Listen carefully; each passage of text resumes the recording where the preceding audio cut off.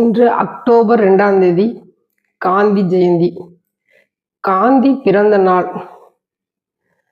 காந்தி பத்தி சொல்லணும்னா, நான் சத்திய சோதனை புத்தகத்தை நான் படிச்சிருக்கேன். சத்திய சோதனை புத்தகம் அவர் சுயசரிதம், காந்தியினுடைய சுயசரிதம். இந்த சத்திய சோதனை புத்தகத்தை எல்லாருமே படிக்கணும்.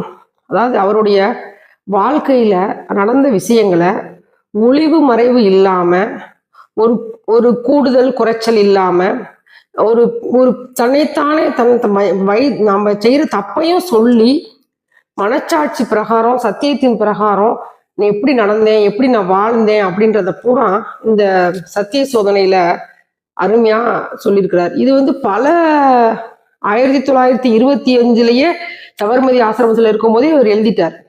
இது தமிழாக்கம் பண்ணி 92ல இருந்து தமிழாக்கம் பண்ணியிருக்காங்க. நிறைய எல்லா மொழியிலையுமே இந்த நூல் இருக்கு.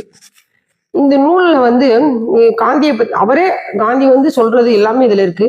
இதுல ஒரே ஒரு விஷயம் எனக்கு இன்றைக்கு காந்தி ஜெயந்தி அன்னைக்கு பகிர்ந்து கொள்ளணும் அப்படின்னு நான் விரும்புறது என்னன்னா, எளிய வாழ்க்கை, அவர் ஏன் எளிய வாழ்க்கையை தேர்ந்தெடுத்தார் அப்படின்னு சொல்றதுக்கு ஒரு சின்ன ஒரு கருத்து சொல்றேன்.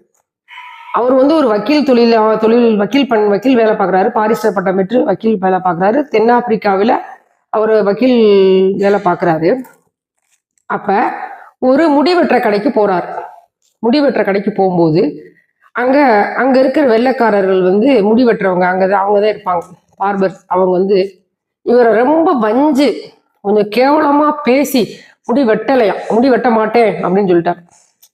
அப்ப அவருக்கு ரொம்ப வருத்தமா இருந்திருக்கு.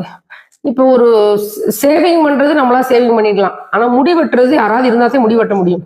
உடனே ஒரு கத்திரிக்கோலை வாங்கிட்டு கண்ணாடி முன்னால நின்று கண்ணாடியை பார்த்துட்டே தன் முடிய முன்னால வெட்டினாரா, பின்னால கொஞ்சம் சரியா வெட்டல. அப்புறம் கோர்ட்டுக்கு போகும்போது அங்க எல்லாரும் சிரிக்க, என்ன காந்தி உன் தலையில எலி புகுந்து விளையாண்டுருச்சா, முடியெல்லாம் இப்படி அலங்கோலமா இருக்கே அப்படின்னு சொன்னோடனே, இல்ல தீண்டத்தகாத அவங்கள நம்ம ஊர்லயும் நாங்களும் அந்த முடி வெட்டுறவங்களை இப்படிலாம் செஞ்சிருக்கோம். அந்த பாவம் தான் எனக்கு இங்க இது பண்ணுது. அதாவது நம்மளை வெட்டி விட்டாங்கன்னா வெள்ளைக்காரங்க அவங்ககிட்ட வெட்ட மாட்டாங்க, அந்த வெள்ளைக்காரன் வெட்ட மாட்டாங்க, அவனுடைய தொழில் கட்டக்கூடாது அப்படின்னு சொல்லி நானே வெட்டிக்கிட்டேன். இது ஒன்றும் பெரிய விஷயம் இல்லையே, வெட்டிக்கலாம் அப்படின்னு சொல்றேன். அது மாதிரி சலவை தொழிலும், துணி துவைக்கிறது, துணிக்கு இஸ்திரி போடுறது, இதெல்லாம் அவரே கத்துக்கிட்டு அவரே செஞ்சாரு.